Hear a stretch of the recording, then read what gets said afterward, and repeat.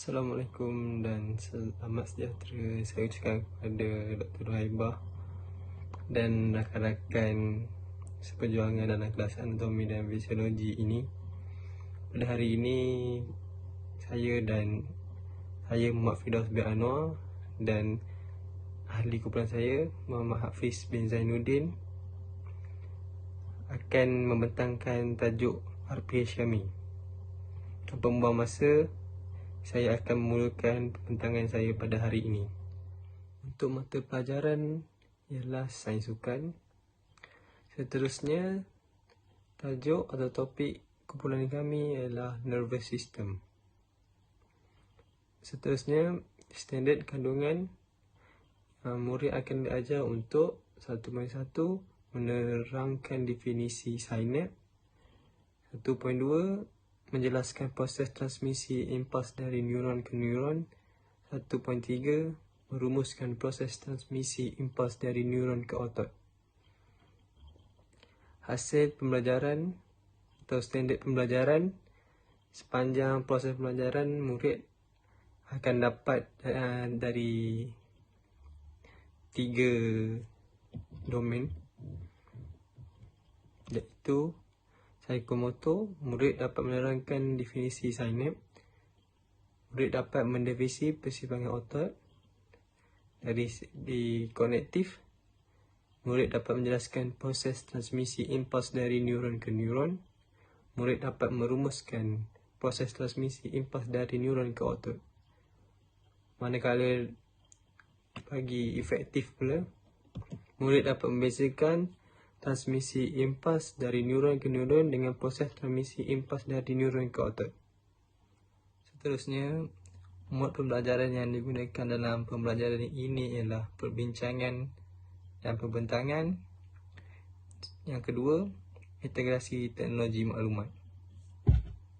Sekarang kita pergi kepada aktiviti pembelajaran dan pemudahcaraan dengan erti kata lain, iaitu PDPC. PDPC ini terbahagi kepada 4 bahagian. Yang pertama, fasa pengenalan. Yang kedua, fasa perkembangan. Yang ketiga, penilaian. Yang keempat, penutup. Untuk fasa pengenalan, terdapat set indikasi dan aktiviti mencungkil idea. Dalam fasa perkembangan pula terdapat aktiviti yang dijalankan. Aktiviti pertama ialah peta eating. Aktiviti kedua ialah jelajah ilmiah. Kita bagi pada penilaian. Guru akan menilai pahaman murid mengenai topik ini.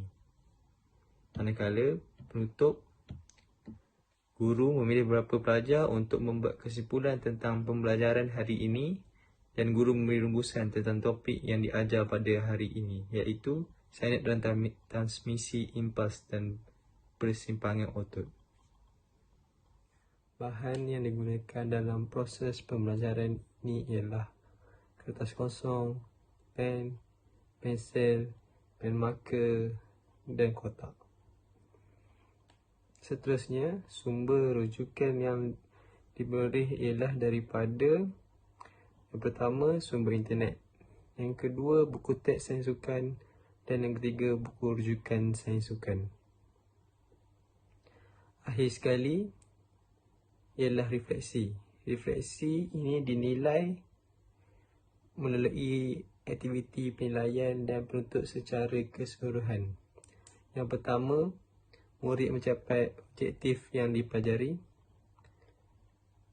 Yang kedua, murid memberi kerjasama dalam semua aktiviti. Yang ketiga, guru akan meminta setiap murid memberi refleksi berdasarkan pengetahuan yang mereka dapat dan sepanjang pembelajaran.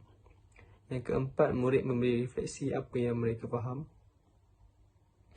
Yang kelima, guru memantau murid ketika memberi refleksi. Yang keenam, setiap murid dapat keputusan yang positif dalam soalan pengukuhan yang dijalankan oleh guru. Yang ketujuh, 95% daripada mereka memahami apa yang disampaikan oleh guru. Saya teruskan dengan fasa pengenalan. Fasa pengenalan ini mengambil masa dalam 5 minit. Aktiviti ialah kotak informasi. Okey. Mulakan dengan murid dibahagi kepada 2 kumpulan yang ditetapkan. Seterusnya, guru memberi setiap kumpulan 1 kotak yang berisi gambar. Murid perlu mengambil gambar dalam kotak itu secara rawak. Seterusnya, beberapa murid akan bangun dan memberi pendapat tentang gambar yang dipilih secara rawak. Seterusnya, guru mengaitkan perkara-perkara tersebut dengan tajuk pembelajaran hari ini. Bahan-bahan yang digunakan untuk alat bantu mengajar ialah kotak dan gambar. Lampu rambi menunjukkan contoh-contoh gambar yang diletakkan di dalam kotak informasi. Dalam aktiviti ini, murid-murid dapat mengeluarkan idea atau pendapat mereka untuk memberi apa yang mereka tahu apabila melihat gambar ini secara rawak. Assalamualaikum warahmatullahi wabarakatuh. Saya Muhammad Afiq bin Zainuddin. Hari ini saya akan membentangkan fasa perkembangan dan fasa penilaian dalam RPH yang bertajuk sistem saraf ataupun nervous system. Baiklah, dalam fasa perkembangan saya mempunyai RPH yang saya buat dan saya ingin bentangkan di sini. Dalam fasa perkembangan mempunyai 2 aktiviti. Aktiviti pertama iaitu peta aiting, yang kedua ialah jelajah ilmiah. Aktiviti pertama iaitu peta aiting dijalankan dalam anggaran masa selama 15 minit. Manakala pada aktiviti kedua iaitu jelajah ilmiah, masa yang dianggarkan ialah 20 minit. Okey, di sini saya akan menerangkan tentang aktiviti yang pertama terlebih dahulu, iaitu peta aiting. Okey, pertama, setiap meja dibagikan kepada 2 kumpulan kecil. Yang ketiga, murid melakukan tugasan dalam kumpulan dengan masa yang diberikan untuk melakarkan peta aiting. Yang ketiga, murid perlu melakar peta aiting tentang apa mereka faham mengenai tajuk pelajaran hari ini. Yang keempat, murid juga boleh merujuk buku teks. Okey, di sini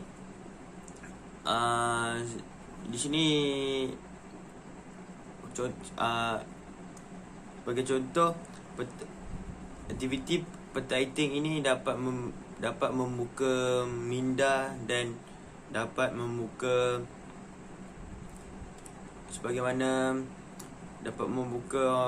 laluan kepada murid-murid untuk lebih mengetahui apa yang mereka hendak pelajari pada hari ini. Oleh itu juga, peta aiting ini dapat menjana minda murid-murid untuk lebih aktif dan lebih faham dalam pembelajaran hari ini. Alat bantu mengajar bagi aktiviti pertama ialah kertas A4, seterusnya pen atau pensel atau marker pen. Okey, seterusnya kita terus kepada aktiviti kedua dalam fasa perkembangan. Aktiviti kedua ialah dinamakan sebagai jelajah ilmiah. Jelajah ilmiah masa yang dianggarkan ialah selama 20 minit. Okey, di sini saya akan menerangkan aktiviti jelajah ilmiah. Okey, pertama, hasil kerja lakaran peta aiting daripada setiap kumpulan ditampal atas meja untuk kumpulan lain melihat atau membacanya. Seterusnya, kumpulan asal hendaklah menyediakan kertas dan pensel di atas meja supaya kumpulan yang datang melawat boleh memberi penambahbaikan atau pengukuhan bagi hasil kerja mereka. Seterusnya, ahli kumpulan diarahkan oleh guru untuk berpecah, sementara waktu untuk melihat stesen lain pula. Di sini untuk isi yang ketiga dimaksudkan sebagai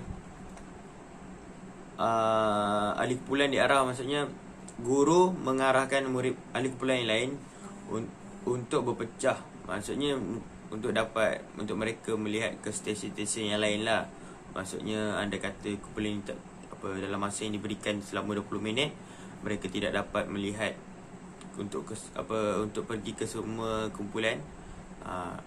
Mungkin mereka akan dipecahkan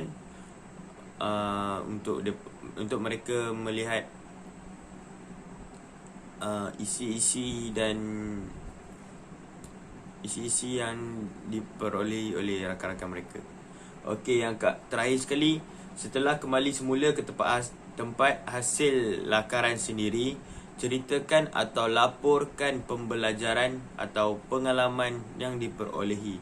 Sebagai contoh, isi yang keempat ini menceritakan tentang guru-guru akan bertanya kepada salah seorang anggota kumpulan. Guru-guru akan bertanya tentang apa yang mereka faham, apa yang mereka dapat, apa yang mereka perolehi daripada aktiviti jelajah ilmiah ini. Kerana apabila mereka pergi ke stesen-stesen ataupun mereka pergi ke kumpulan lain, mereka akan dapati bahawa ada isi yang mereka tidak dapat, ada isi yang mereka sama, ada mereka boleh membuat penambahbaikan kepada mereka punya lakaran dan sebagainya. Bagi alat bantu mengajar pula, ABM, untuk aktiviti jelajah ilmiah ialah kertas dan pensel. Seterusnya, bagi fasa penilaian, guru menilai pemahaman pelajar dengan memberi soalan pengukuhan. Seterusnya, murid menjawab soalan tersebut selama 5 minit. Ketiga, guru akan membincangkan jawapan soalan pengukuhan tersebut.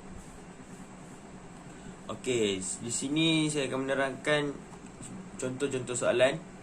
Okey, contoh-contoh soalan yang pertama, nyatakan definisi synapse. Pilihan jawapan A. Synapse ialah struktur dalam sistem saraf yang melakukan isyarat elektrik. B. Fungsi antara sel-sel saraf. C. Synapse adalah hubungan tempat akson atau bahagian lain dari satu sel saraf. D. Impuls di akson presynapse menimbulkan pelepasan neurotransmitter asetilkolin atau serotonin. Soalan kedua, manakah benar tentang synapse? A. Apabila neuron bertemu, komunikasi antara neuron akan berlaku. B. Tapak neuron bertemu dengan fiber otot. C. Kedudukannya di luar daripada sistem saraf pusat. D.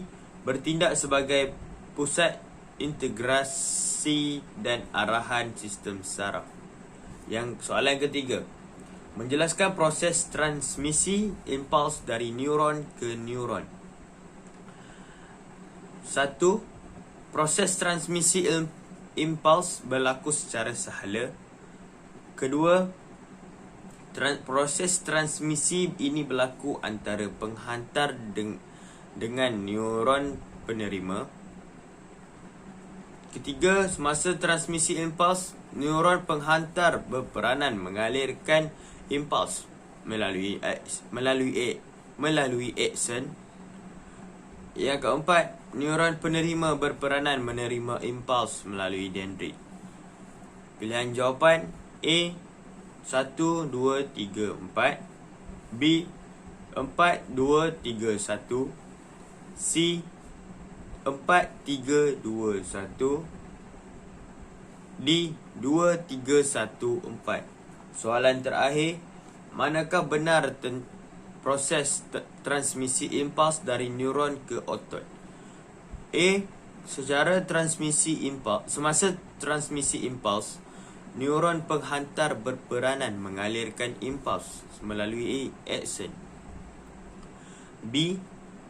Dendrit neuron motor yang berada di saraf tunjang akan mengalirkan impuls melalui akson. D. Hubungan sinap antara neuron berlaku di lokasi yang dikenali sebagai sinap. D. Neuron penerima berperanan menerima impuls melalui dendrit. Skema jawapan yang diberi ialah soalan 1 jawapannya C, 2 A, 3 D, 4 B. Sekian saja daripada saya, Muhammad Hafiz. Terima kasih. Bagi aktiviti pembelajaran dan pemudahcaraan penutup, yang pertama, beberapa pelajar akan dipilih untuk membuat kesimpulan tentang pembelajaran hari ini. Yang kedua, guru memberi rumusan tentang topik yang diajar pada hari ini, iaitu sinap dan transmisi impuls dan pergerakan saraf otot. Yang ketiga, sesi ini guru dapat melihat murid-murid yang memahami topik yang dipelajari mereka. Di bawah ini terdapat contoh borang soal sidik yang akan diedarkan kepada murid-murid. Arahannya ialah tanda ruang skala penilaian dari nombor 1 hingga 4 mengenai sejauh mana persetujuan murid berkenaan penyataan yang menerangkan keadaan mereka.